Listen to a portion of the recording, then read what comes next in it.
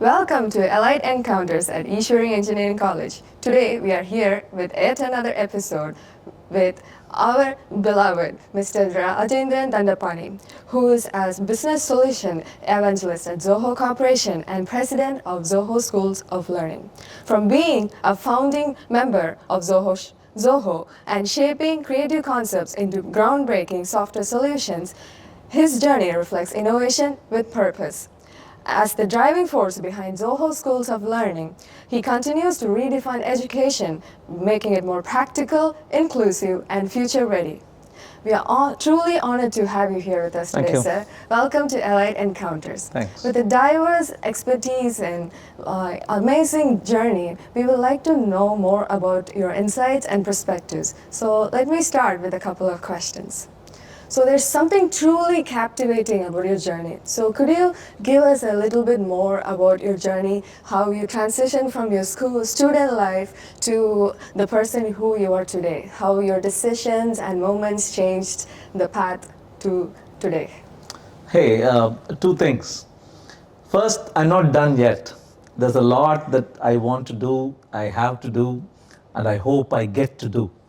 So this is probably just at the midpoint of things.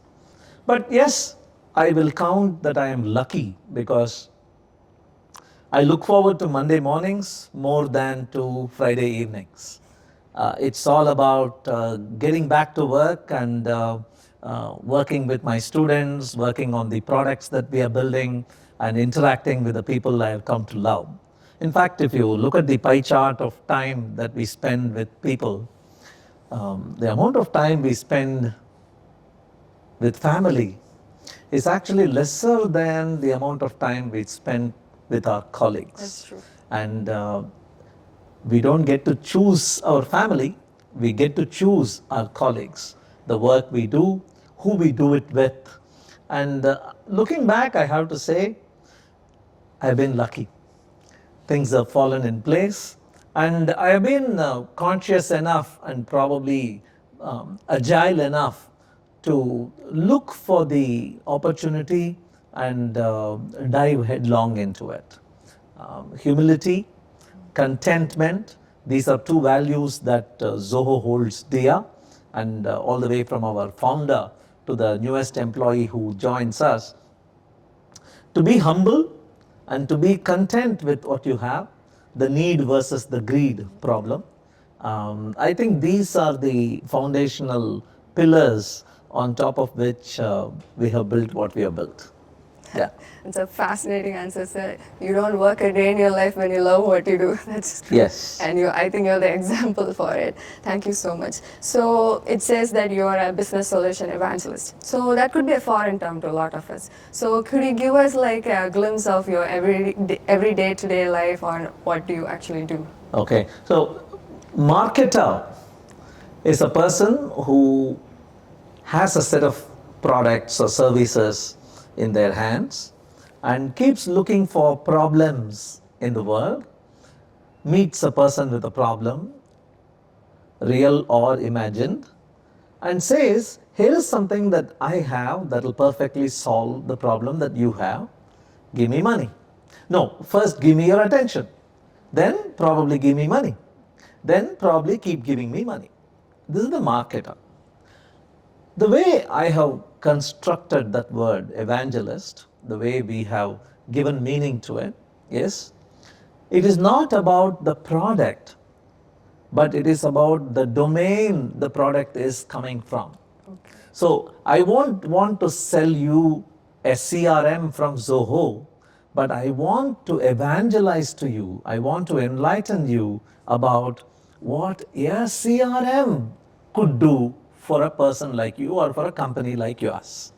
The moment you understand that there is this domain and there is this concept called a CRM, and there is this digital workflow, there is this AI support that we can bring in, the moment I kindle that spark in you, afterwards, I have always believed what happens in a conversation is not as important as what happens after that conversation. Yes, yes. After I leave, after you leave, those pending ripples that keep bouncing around in this echo chamber, that is much more valuable.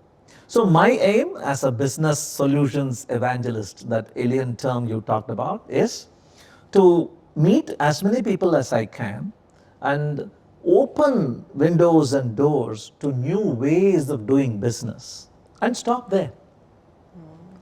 If you're impressed enough, if you're kindled enough, if you are curious enough, you will do your own research, and it's the responsibility of the 18,000 employees in my company to ensure when they search for CRM, Zoho CRM comes on top. That's not the marketer's responsibility. That's not the evangelist's responsibility. My task is to enlighten and broaden. So that's what I am doing. That's very exciting to know. I'm sure that inspired some people to pursue that path. So Zoho is mainly about finding a problem, then an idea, and then a product. So it's easier said than done. So how do you approach on converting an idea into a product? Yeah, good question. Look at Mark Zuckerberg. He had a problem. He was a college kid, and the legend at least says there was a girls' hostel opposite, and he wanted to write some software that he could use to look at girls' profiles and photos and rate them. That's how it started, the Facebook initiative. A problem, a personal problem that he found a solution for, which he realized many more people in the world will need that solution because everybody wants to connect with everybody else. But today, if you go to Facebook, the many thousands of employees they have there, they are bothered about advertising, they are bothered about visibility, they are bothered about being the social media platform for the world. That original thought with which they started, I don't think remains as a burning passion. Thankfully, though, in our company, we started with one burning passion. We said we need tools to run a business. Every business needs tools. Every business is going to embrace the cloud, go digital. Where can we play an important role? That was our starting point. Luckily, we had a playground right in our backyard because we were a business too. Yeah. So Zoho started running on Zoho. So Zoho didn't use MS Office. We created a presentation tool, a spreadsheet tool, a document editing tool. Zoho doesn't use Gmail. We created Zoho Mail. So we became the first consumers of our own product. Today, 19,000 employees, around 16, 17 countries in which our offices are, use Zoho's tools. So how do you come up with a problem was your question. What do I build? All I need to do is look inside. What do our own employees need to make their work easier, faster, less error prone? How can they bring the human touch in customer relations? How can they throw up artificially intelligent insights based on the amazing amounts of data we have generated over the years? When we look inside, there is this beautiful democracy where anybody having an idea, irrespective of their location in the hierarchy, can post it in the intranet forum. And people like it, thumb down it, and some of them take it up and say, over the weekend I built a prototype. That is how ideas are born. So we are lucky to be in a space where everything we produce, we eat ourselves. Yes. Yeah, that's lucky. Yes. That's really great, sir. How you bring looking into ourselves is Which is why Zoho will never build a first-person shooter game. Yes. Yeah, We are not solving an issue there. we're not solving a problem, and that's not a business problem. Yes. Right. So Yes, that's really great. So speaking about like ideas being converted into products, let's talk about Arate. So it's been implemented since 2021 and providing seamless chat and collaboration through a lot of key features. So what are the features that you think a new user should know about? Primarily, I think they should know that Aratai is probably the baby step towards data sovereignty. Our data center is in India. Yes. Nobody can pull the plug and say this service is not available for you anymore. Recently, WhatsApp and its parent company Meta, they sneaked in a feature and said, we will start serving you ads. Yes. I'll basically what they meant. It will not be Mark Zuckerberg reading your conversation with your friend, yes, but their AI engines will eat all the conversations you've had, all the pictures you have shared, generates a profile, a persona about you, and the next time you open the product, probably you will receive an advertisement and you will be puzzled. How on earth did you know that I'm actually a fan of this musician or I'm actually considering buying this device? And how did you throw up an ad? It could simply be because you were chatting about it with your friends. Do you want that spooky, eerie, Big Brother watching situation? No. It can happen. Yes. What we can assure you, basically, you asked me what feature about Aratai should everybody know. I'm telling you, this is the non feature about Aratai that everybody should know. We will never ever sell you ads. So the ad feature is not going to be there.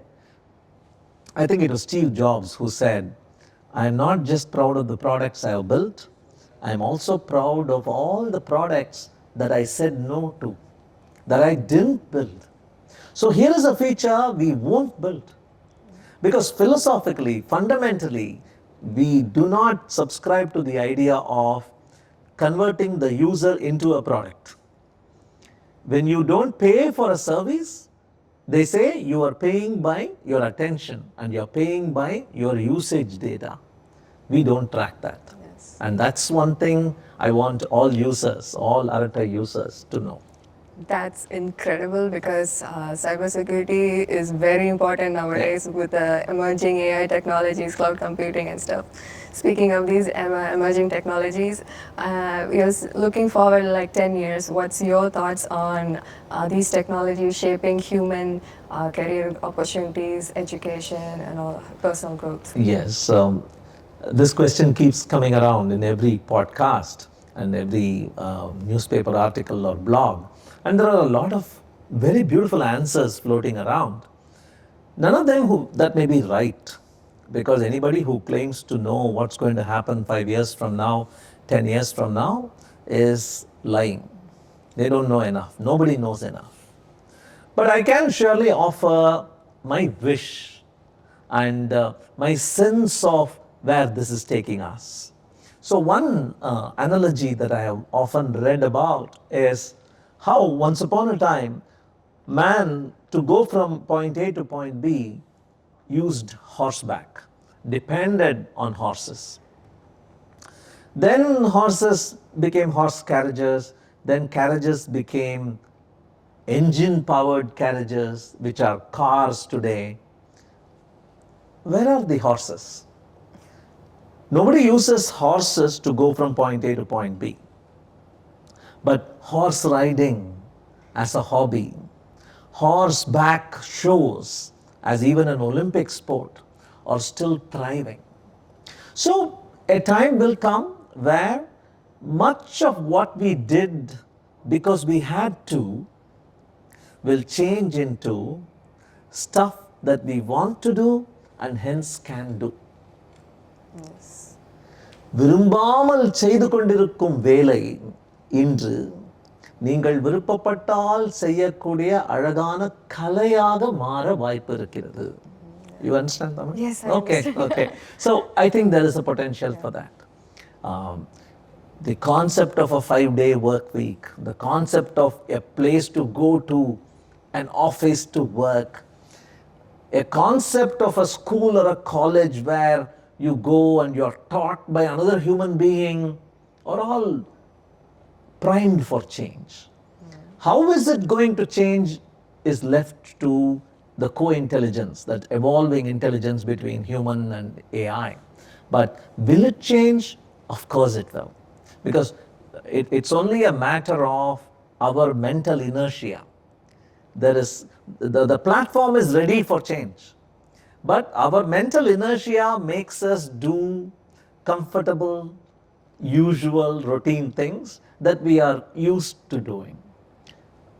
AI natives, see, once upon a time there was the concept of digital native, people born in the era of the internet. Then there was this era of the mobile native, where touch screen was the native interaction I first started with, not the mouse moving here and a cursor moving there. Right? That was my life perhaps, but your life, you started after the iPhone was around. Yes. Right? The next native is the AI native, where everybody is shocked when they are told, I don't use Google to search anymore. The new search is a chat.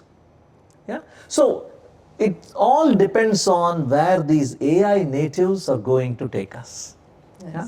So I am waiting for the day when each student gets a personalized tutor. Today, this artificial scarcity of 60 students in one class, one faculty teaching, it's because probably hyper customization from the human standpoint is hard.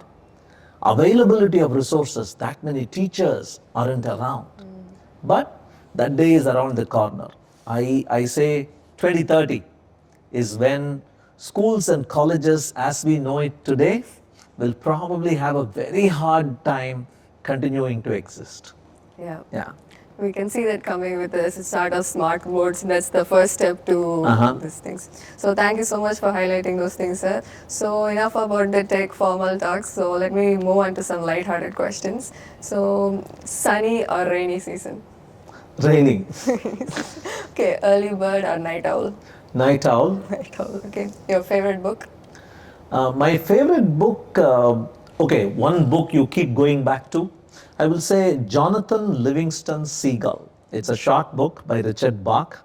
Every time I read it, I discover more meanings. I'll strongly recommend you read it too. Yes, sir. I will definitely look into it. One word that describes you?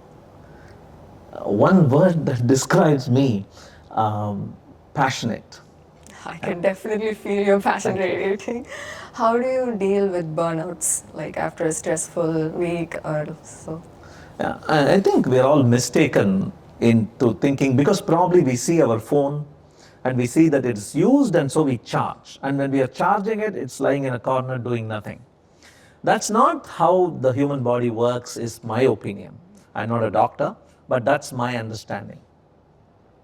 Burnout happens when you do things because you have to, not because you want to. Yes. So if you have a beautiful mix of the ikigai word, you must have heard of it surely. So if you have a beautiful mix of stuff you do for yourself, stuff you do for others, stuff you do because you want to, stuff you do because you have to, if you have that beautiful mix, you will never burn out. Yes, Yeah? that's very true. Yes.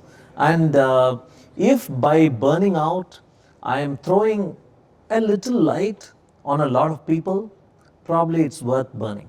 That's what the candle does. Yes. Yeah, it burns out, but it lights my day, my night. That's a great Yeah, analogy. yeah. Okay.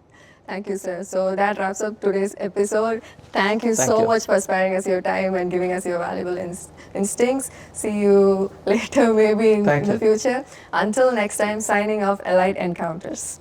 All the best.